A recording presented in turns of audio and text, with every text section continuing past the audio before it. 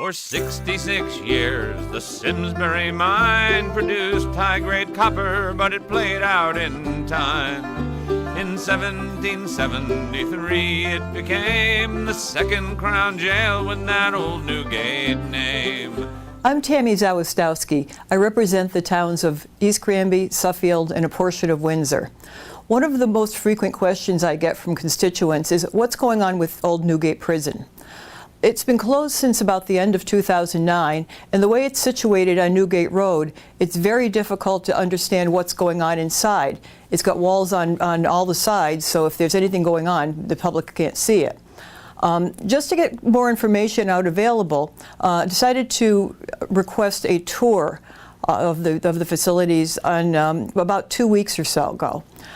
We had state officials, we had town historians, and other local people who were interested in what's going on. As a result of that, I thought it would be important to provide an update that the public could find out a little bit more about any of the reconstruction that's going on, and I've invited two people from the tour to sit down with me today and to talk about it a little bit, about the importance of Newgate and also what the status is of the reconstruction. I'd like to introduce Walter Woodward. He's a state historian and a professor at the University of Connecticut, and Daniel Forrest, the State Historic Preservation Officer. Walter, if you wouldn't mind just providing a little bit of information on what the historic importance is of Old Newgate Prison. Sure. If you talk to people connected with Connecticut history, I think you'd find a general consensus among most people that of all the historic sites in the state, Newgate is one of the most important. And from a historic attraction standpoint, it's the one that offers absolutely the most potential. It's the site of America's first, or one of America's first prisons, depending on who you're talking to. But it certainly represents an important moment both in the history of prison reform and in the history of America. It started out as a copper mine in the early 1700s, and the copper mine never did all that well. It was closed in the 1750s, but in the early 1770s, as Connecticut, which was in fact, it was the only colony to have a patriot government in place before the Revolution broke out. So as Connecticut's leaders, looked in 1771, 2, and 3 at ever worsening conditions with the mother country, I think they were thinking it might be a nice place to house more prisoners if we ever needed to, looking ahead possibly to war. So in 1773, they did a tour of the site. Someone said, "We've got some old copper mines, they'd make a great prison for people you don't like." So they went and toured the mine and they decided, yeah, these caverns that are 40 and 75 feet underground would in fact make a place that people couldn't possibly escape from, they thought. So in 1773, they did some remodeling below, they bought the site, and on December 22nd, 3 days before Christmas, John Hinson became the first inmate of Newgate Prison. He was sentenced for burglary to a 10-year sentence, and 18 days later he escaped. So Hinson was one of many people who escaped from the mines. I think one of the things those early colonial fathers forgot is that when they put mine shafts down, they often put more than one shaft down, so some of these guys found great ways to get out. The importance of Newgate, when you read about the conditions, you think, God, this must have been awful. But compared to what people who committed crimes received as punishment before Newgate, it was a great advance. It was actually a humane step forward in the prosecution and punishment for crime. If you had committed a serious crime in Connecticut or anywhere, frankly, in the Americas or Europe prior to the 1770s, in this country you would have been not separated from society as prisons did, but you would have been severely punished physically, and then you would have been marked physically so that everyone in society knew what your crime was. People who were counterfeiters were branded with a C. The Nathaniel Hawthorne story of the Scarlet Letter, right? The woman who's condemned to wear the A. That was punishment. People were shamed for their whole life for one crime. Sometimes they had their ears cropped, where they literally would cut slices out of their ears the way they did with cattle to mark them as people who were unfit. So Newgate was, for all of the fact that they were dropping people down into a dark, cold mine, it was an improvement in punishment. The idea was put people away from society, let them work to pay for their upkeep, and let them learn how to reform themselves while they're away from society, and then release them back into society. So Yeah, Walter, some people think that the prisoners actually did mining there, and that's not the case, was it? well, I think initially they tried mining, but they realized pretty fast that you've got people who are criminals down there with very sharp instruments, and it may not be the best approach. And a way to dig out. Right, absolutely. So what they did very early on is they said, we're going to come up with work for these people to do. And over the years, Newgate was a prison for, I think, 53 or 54 years. So there was a half century of operation. And over the years, they developed a wide range of employments for prisoners. For some of the most unskilled, they made nails. They'd give a prisoner 54 pounds of iron a week, and at the end of the week, they had to turn them into nails. Other people made barrels. They were barrels for whiskey. Connecticut already had a large distilling business. And they would make barrels, and they would put the person who made the barrel, they would burn the name of the person or the initials on it. And then they would take it and sell it to somebody, and they'd roll it down a 30-foot hill, and it would bounce. And if it got to the bottom and held water, the prisoner was credited with having made the barrel. If it leaked, the prisoner didn't get the credit, and they had to start over again. At one time, they made baskets. They also made shoes. And in the early 1800s, they came up with this novel way to power I believe it was a mill wheel, where they built a human treadmill. Mm-hmm. And this was supposedly high-tech prison reform. They tried it in Europe, and Newgate was the first place in America to try it, I think, where they'd put up to 20 men inside a wheel, just like a hamster, and they'd have them walk like climbing stairs all day to run this grist mill. Mm. The things that we think are terrible, they really saw as being advanced and progressive. Go figure. Yeah. But no, there's a lot of interesting stories that come out from the mine, from the prisoners. I mean, there were several escapes and everything else, and it's interesting. Part of almost a rite of passage growing up in Connecticut was to take a trip as a child to Old Newgate Prison and wander around the mines and everything. And the people who were the docents had these great stories. So we're hoping that once it gets open again, we'll be able to enjoy some of those stories as well. Well, one of the things that's underway that Dan will talk about is the new lighting they've already put in there in preparation for the reopening. And it's a great, kind of spooky, wonderful place to go. The site is, in some places it's Byron-esque, in some places it's scary, in other places it's truly historic. This is just an amazing place. To think that people lived underground, and in fact some of them liked it. I've got a description. By William Stewart, who actually wrote a book about his life as a counterfeiter, in which he has a couple chapters where he describes his 5-year sentence at Newgate. And he found a way to work the system pretty well. But this is his description of the above-ground dormitories that they built in 1724. They built a four-story dormitory with 50 cells and with offices for the jailers. He said, "The rooms were only lighted with a small, heavily grated window pane, overstocked with lice, fleas, and bed bugs, and the floor 5 inches deep of stinking filth. I exclaimed in the language of Milton, Hail horrors, and thou in fertile hell receive thy new possessor. Pretty good command of English for a counterfeiter.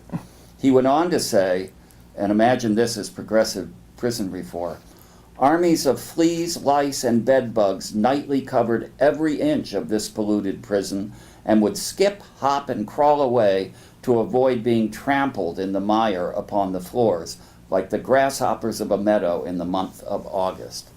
So what do you think, Tami? Yeah, I think I'd rather be down in the mine. Yeah, well, this actually was what made them finally decide in 1727, 3 years after they built this 4-story building, that they would close Newgate. The prisoners, when they were above ground, they were under constant surveillance. So they realized that if they went down into the mines at night, said when the cover was over, nobody could hear what we did. And they'd save up wax and they'd take it down with them. They'd light the candles. They'd get out the fiddles. They'd smuggle in liquor. They danced. They partied. They did all sorts of things. A religious evangelistic prison reformer in the 1820s touring America visited Old Newgate, went underground, and was appalled. Not because of the conditions, but because the possibilities of what those prisoners might do at night down there. And he went around the state preaching against the sin that cannot be named. And that led to this moral indignation, and they decided to close Newgate and open Wethersfield Prison shortly after that. On that note, since it was closed then, it's still closed now. Dan, if you would talk a little bit about what's going on at the prison today and when we can expect it to open back up to the public. We have a whole group of kids that's never been there. Sure. And thank you very much for the opportunity to come here to talk about And thank the you for progress that being we're here, making. yes. So the State Historic Preservation at DECD has been working to reopen Newgate since it closed in 2009. We had a number of important systems upgrades that we needed to do. In particular, in 2009, it became apparent that the electrical system and the existing lighting system that we had installed in the mines was at the end of its use life. And that electrical and lighting system was never really actually designed to be in the constant moisture of the mine itself. And so things had corroded, and we had lots of shorts in the electrical system that became a safety issue. So we set forth to replace that and actually put in a new lighting system that did a much better job of actually retaining the original character of the mine. So it's designed to be low-level lighting that provides for the safety but still retains as much of the original character and feeling for the visitors who go down there. What came out while we were working on the electrical system and getting the new lighting system installed is that the guardhouse at the prison, which is the last surviving intact historic building within the prison yard itself, was once again in structurally compromised condition. And so really quickly, that guardhouse has a history, a checkered history. It originally was constructed as a timber building. It burned at least 3 times before it was constructed out of stone and brick in 1790. And then a piece of the building, the western extent of it, was actually constructed afterwards. And it's that addition on there that is now in very difficult condition. And what we've learned is that the building itself, that portion of the building, was constructed on very unstable material removed from the mine when the copper was being extracted. So in essence, there's a very loose, thick deposit of rubble on a steeply sloped piece of bedrock directly underneath the building. And so the building has been settling and sinking since then. And since the building is made out of stone and brick, it's not very flexible, and it has cracks that have been forming. I was very impressed with, you had mentioned that the crack monitors had been installed, that one of them actually broke because it couldn't withstand the pressure. That's correct. And so when the property opens up again, I'd encourage everyone to take a look at that after the building has been stabilized, because there's quite a bit of visible evidence that this problem has been going on since the building was originally constructed. So it was built on an unstable landform. It's been adapted over time to try to compensate as the building sinks. So even the building was trying to escape. Even the building was trying to escape. Gravity was not its friend, So, yeah. while we were preparing, hoping to open after the new lighting system was installed, we had structural engineers come out after the staff recognized that the building seemed to be moving again, and assessed it and determined that the building was unstable and that we needed to stabilize it before we could safely open for the public. Yeah.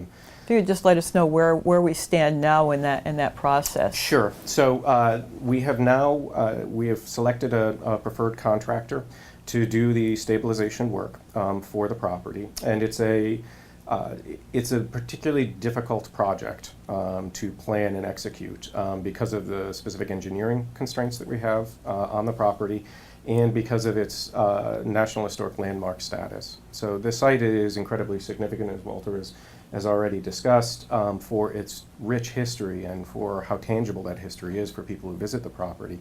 But another whole aspect of that is it's an incredibly rich archaeological site. And so when we're doing construction that disturbs the deposits there, we've got to take a look at those and make sure we're not losing an important part of the history for that. So what's occurred now is we've planned for the stabilization for the project, and what that's going to entail is temporarily stabilizing the guardhouse on a series of piers and beams. The whole superstructure will be supported temporarily while the entire foundation, new foundation is poured, and the original stonework is reconstructed on top of that in order to permanently attach the building to the underlying bedrock. So there'll be pilings installed that go all the way down to the bedrock below the building that will attach to the new foundation system. The state had previously tried to fix this situation in right around the year 2000, and that repair, pouring additional concrete around it, was unsuccessful. Where we are now is our contractor has, as of Monday, submitted all of the required certifications for their insurance coverage, which is one of the requirements that we have in order to get them under contract and to start the construction. That's under review, and then we just need to get our contract signed. Everybody is prepared to move as quickly as possible once that contract is signed in order to get the work started. So we're very anxious. Our goal is to actually at least have a limited opening this fall. We'd like to have a soft opening to invite the public back in to see the property, see the progress that we've made, and talk about the future of the museum and our plans to do more aggressive programming. That sounds good. It sounds like you're on track from what you described during the day of the tour. I'm glad to see that the paperwork is caught up with it. That's right, and we're very happy to see this actually start, and nobody's going to be more excited to see those machines rolling than the staff who've been out there all along. Absolutely. What are the plans? People also ask about the Viet's Tavern, which is across the street from there. Sure. This is not part of this particular project, but what are the future plans for it? Sure. So around 2007, the state did a lot of structural repairs on the interior of Viet's Tavern, things that are not immediately visible from the exterior. That was necessary because that building was also deflecting and moving quite significantly. So as soon as we get the work started on the stabilization for the guardhouse within the prison yard, we're also going forward with the minor carpentry repairs and particularly the painting of Viet's Tavern right now. The condition is very poor from the exterior, and that's something that we need to address. The goal in the long term is to try to come out with a plan with additional community input for how to stitch Viet's Tavern back into the old Newgate visitors' experience in a much more comprehensive way. So we've got lots of ideas that have been brought forward to us by members of the public and other parties who are involved. Those range everywhere from reopening it as a tavern to using it as another interpretive center. Viet's Tavern is an absolute gem of an 18th century building. It's a spectacular building, and we're very much looking forward to, again, opening that property as well. And it's a lot bigger than it looks from the road, too. It's been expanded repeatedly throughout the history, and it's so closely associated with the prison operations and even the mining at Old Newgate. It's a spectacular piece. We're very lucky to have it as part of the property. Yeah, I'm also very pleased that you're getting public input on it. We are, and in fact, I think when we're engaged in the planning for the long term for how to move forward with Old Newgate as a public asset and as a real asset to the community, we really want to provide opportunities for public meetings and take in additional input so that we make the best choices on those decisions. This really could be a centerpiece of of a lot of area. We have so many historic assets in our immediate area. Yeah. This could be really a centerpiece that could draw tourism to the area. It is, and I can say just from my own personal experience, I remember very clearly the first time my parents brought me to that property. I was small enough that I could walk through all of the mine shafts upright without stooping, and it made an enormous impression on me. And I think a big part of the Newgate experience is actually being in those mines, because, as Walter has said, it's Byron-esque in parts, the ruins there. It's a challenge in terms of administering that and preserving it, but it is such a compelling user experience, visitor experience, that we're very anxious to get it opened again. And you know, one of the strengths that Newgate has, that is, as state historian, I see many different places around the state, and there are, all over the state, there are people passionately committed to the preservation of their historic sites and their important local historical places. But there's a kind of critical mass at Newgate that you don't see in a lot of places. Newgate, it's as if the community understands just how important this site is, and people are still passionately committed to its preservation, that's the greatest strength a place can have, is people on the ground who will fight for it. Oh, absolutely. There's been an incredible amount of local interest, and and from surrounding communities as well. Yeah. But, has there been any really interesting archaeological finds that have you've come across during some of the initial exploration of the site? Sure. And Walter cued this up actually quite well, perhaps not knowingly. We've done some recent excavations actually that are assisting in planning for the stabilization. Nick Bellantoni, the state archaeologist, and I were working inside the old guardhouse to get a sense for what materials directly underneath the foundation. Part of those excavations, one of the most interesting artifacts we found is a very small handmade die, a single dice, that was very likely made by a prisoner. It's small enough that it was probably hidden away. And I think, as an archaeologist, one of the most intriguing things, and I think one of the most powerful things that archaeology can bring to the old Newgate story, is much more detailed information about what the prisoners were doing. And we know that prisoners are always finding ways to either entertain themselves or keep themselves busy. The archaeology is the best opportunity to sort of flesh out the historical record that we have and really paint a clear picture about what people were experiencing there. So there are quite a few other artifacts. The other huge advantage from an archaeological perspective that Old Newgate has actually is directly related to the copper itself. Since the rock is so rich in copper, copper is a very strong preservative, and so all the organic materials, the wood, bone, antler, the things that a lot of tools were made from in the 18th and 19th centuries that would have rotted in Connecticut soils, are actually preserved where they're in contact with that copper. So That's interesting. we find things that are a bright blue-green color, but otherwise look remarkably like they were when they were originally dropped. The main focus right now is on the guardhouse, but there are some other standing ruins. Is there any work that's going to be done on those to make sure that they're stable and they don't deteriorate further? The next biggest concerns, we have the guardhouse stabilization, the repairs for Veets Tavern, especially the painting. Beyond that, we have to look towards the stabilization of the ruins for the block cells, the cell block, excuse me, which is a large multi-story open ruin right now. It's quite remarkable those walls are still standing. They don't look like they should be. Yeah. So that building burned in 1904. The other buildings in the prison yard largely built in burnt in the 1880s. And those freestanding walls without any floors or roof over them are always vulnerable.